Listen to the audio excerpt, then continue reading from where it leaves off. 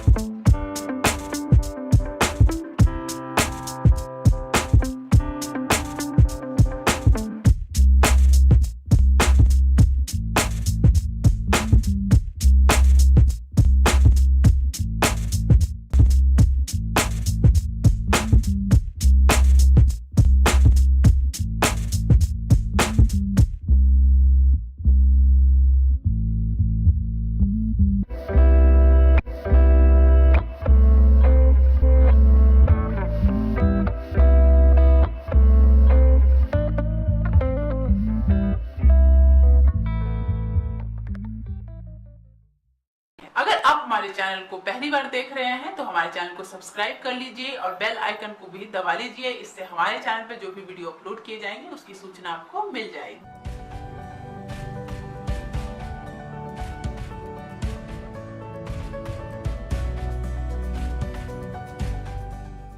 दोस्तों, इस वीडियो में इतना ही। उम्मीद करता हूँ कि अपनी वीडियो जरूर पसंद आई होगी, तो प्लीज वीडियो को लाइक और शेयर करना ना भूलें और चैनल को सब्सक्राइब कर लें, ताकि नए नए बिजनेस आइडियाज पहुंचे सबसे पहले आपके पास।